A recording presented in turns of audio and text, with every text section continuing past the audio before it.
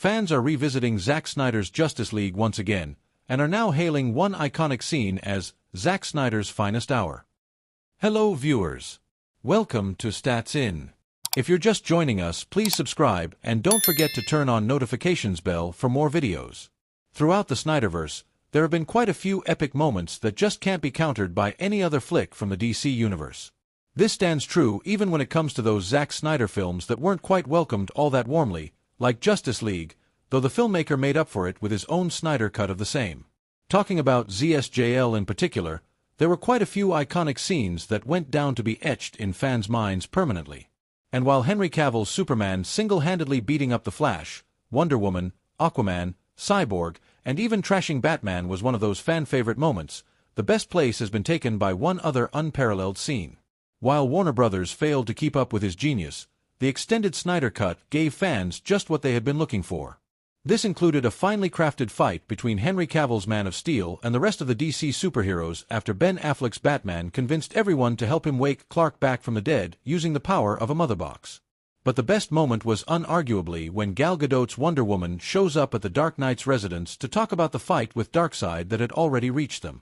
While the original Justice League cut short this moment with minimal visuals and dialogue as Diana explained about the mother boxes and their threat to Bruce, the Snyder Cut didn't hold back.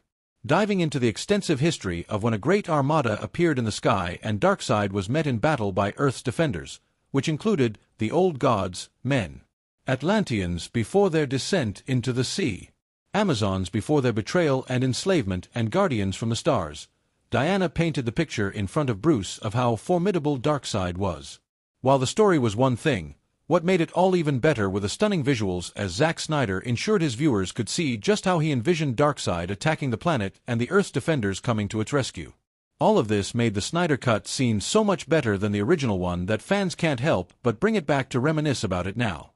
Because of the beautiful way this scene was crafted visually, it earned a lot of praise from fans worldwide, who are now even remembering it as Snyder's finest hour. But while that credit goes to the filmmaker, fans are also complaining about how Gadot's narration felt like she was reading from a piece of paper, which pretty much ruined the scene. All in all, taking to X, here's what they have to say. In the midst of Zack Snyder's Justice League reviews, one scene stands out as a masterpiece. The detailed narration by Wonder Woman, paired with Snyder's breathtaking visuals, has fans hailing it as Snyder's finest hour. While some may criticize Gal Gadot's delivery, the scene remains an unforgettable moment in the DC Extended Universe. Henry Cavill is expected to return to the MCU as Richard Rider, and it seems likely that he will receive the same treatment as the DCU with Disney. Henry Cavill has been linked with the Nova series that is in the works over at Marvel Studios. The character that the actor might be essaying is none other than Richard Rider, the first Nova. Nova has been a character that fans have wanted to see appear in the MCU ever since Phase 2, but didn't even get a mention despite the Nova Corp being featured heavily in Guardians of the Galaxy, directed by James Gunn. However, the series that is supposed to be produced by Marvel is allegedly going to have Sam Alexander as its protagonist, despite Kevin Feige having name-dropped the first Nova personally. If that is indeed the case, it is almost certain that Henry Cavill's version of the character is going to go the same way as most mentor characters do, as having Richard Rider as an active member of the MCU might disinterest fans when it comes to the story of Sam Alexander. Cavill was born in Jersey, the largest and southernmost of the Channel Islands, which are dependent territories of the British Crown and are located off the coast of Normandy, France. He is the fourth of 5 sons of Marianne Cavill, née Dalglish, a secretary, and Colin Cavill, a stockbroker. The family lived in St. Helier, where Henry Cavill grew up playing computer games with his brothers. At age 13, he left Jersey to attend the Stowe School, a boarding school in Buckinghamshire, England. At Stowe, Cavill developed an interest in acting and participated in school productions, including Grease, A Midsummer Night's Dream, and Tom Stoppard's Dog's Hamlet. At age 16, he and his classmates had the opportunity to be extras in the movie Proof of Life, 2000, starring Russell Crowe. While on set, Cavill introduced himself to the recent Oscar winner who encouraged him to pursue acting professionally. Cavill soon landed a role in Vendetta, 2001, followed by another in Kevin Reynolds' big-screen adaptation of The Count of Monte Cristo, 2002. For the part of Albert Mandigo, Cavill, who has said that he was teased for being overweight as a kid, was encouraged to lose several pounds. In addition, Cavill had guest roles in a number of British television shows as well as supporting parts in the coming-of-age film I Capture the Castle, 2003, and an adaptation of the Celtic romance Tristan plus Isolde, 2006. During this period, Cavill auditioned for several iconic roles, including Superman and James Bond, which ultimately went to Brandon Routh in Superman Returns and Daniel Craig in Casino Royale, both 2006, respectively. Those setbacks led him to consider following in the footsteps of two of his elder brothers and joining the armed forces. In 2007, however, Cavill garnered his first leading role in The Tudors, a cable series following the exploits of Henry VIII, played by Irish actor Jonathan Rhys-Meyers. Cavill portrayed Charles Brandon, a loyal courtier to the king. The series helped make Cavill a familiar face, and during its 4 seasons, 2007 to 10, he also appeared in such films as the adventure fantasy Stardust, 2007, and the Woody Allen comedy Whatever Works, 2009.